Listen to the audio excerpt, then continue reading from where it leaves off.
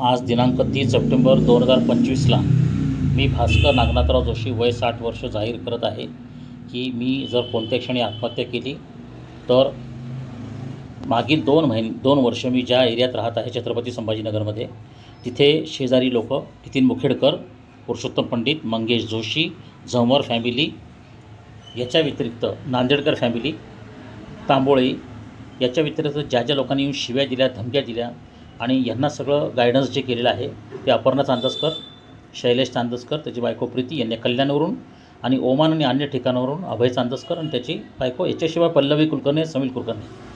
तर ह्या सगळ्या लोकांनी लाईट कट करणं, पाणी बंद करणं, शिवीगाळ करणं, धमक्या देणं, इथे आमची उत्पन्नाची साधनं बंद करणं, मी डायबिटीजने परेशान असताना माझा मानसिक छळ करणं, हल्ले करणं, मला उपाशी ठेवणं, माझे पैसे चोरून घेणं, माझी उत्पन्नाची साधनं बंद केल्यानंतर मला बदनाम करणं. मला या पहिल्या 6 महिन्यामध्ये चांदसकरबाईंनी एकूण 6 महिन्यामध्ये 3 वेळा चहा, 1 वेळा नाश्ता, 2 वेळचं जेवण, या प्रत्येक ठिकाणी म्हणजे एकूण 1200 होतात 180 दिवसामध्ये. 200 दिवस धरले तर 200 दिवसामध्ये 3 वेळा चहा, 3 वेळा खाणं, आपण जर असं बघितलं तर 1200 होतात. या प्रत्येक वेळेस त्या बाईने मला शिव्याशाप घातलेले आहेत, अपमान केलेला आहे, आणि याच्यातून माझ्या बायकोने माझं संरक्षण केलं नाही.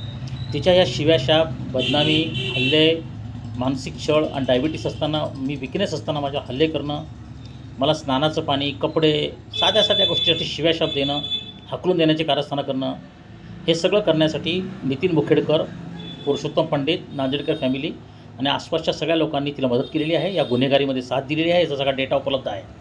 सिडको पोलीस स्टेशनला मी अनेक वेळा गेलो, 17 चक्रा मारल्या, तक्रारी दिल्या, पण तिने लाच घेतली आणि काही केलं नाही. मी DCP झोन 1, DCP झोन 2, CPकडे गेलो, काही झालं नाही. गृह सचिवांकडे गेलो, काही झालं नाही. मी नांदेडकर सगळ्या लोकांना भेटलो, हात जोडून सांगितलं की तुमचं माझं काही घेणं देणं नाही असेल तर सांगा. मी चांदसकरबाईंना आणि त्यांच्या फॅमिली सांगितलं की काय ॲग्रीमेंट असेल तर सांगा. मला काय तुम्ही का मला मारू इच्छिता, मला का तुम्ही हाकलून देऊ इच्छिता, आणि मला घरात राहायचं नव्हतं. मी डॉक्टर मनीषा सोटीसाठी इथं राहिलो. आता माझी जर मला आत्महत्या मी कोणत्या क्षणी केली तर नांदेडकर फॅमिली आणि ह्या सगळ्या लोकांची ज्यांची नावं मी सगळे पोलिसांना ऑलरेडी दिलेली आहेत, त्या प्रत्येकाच्यावरती संघटित गुन्हेगारीचा कायदा लागू करण्यात यावा आणि त्यांना बेल मिळू दिली जाऊ नये, हीच माझी अंतिम इच्छा आहे. आणि याच्या व्यतिरिक्त ह्याच्यात मी पोलिसांना जबाबदार धरणार आहे, पण सिडको पोलीस स्टेशनच्यावरती मी वेगळा व्हिडिओ बनवलेला आहे. सिडको पोलीस स्टेशनने किती पैसे खाल्ले, कोणी लाच घेतली, नागपुरी नावाचे ग्रस्त काय, मुंबई उच्च न्यायालयाने मला कसं आमरण उपोषणापासून पोलीस दहशतीने थांबवलं तेही मी सांगणार आहे. परंतु या सगळ्यांनी कशी दहशत दाखवली आणि मला कसं भिकेला लावलं आणि कशी वागणूक दिली, ह्याची सगळ्या गोष्टी मी सांगणार आहे पुराव्यासकट.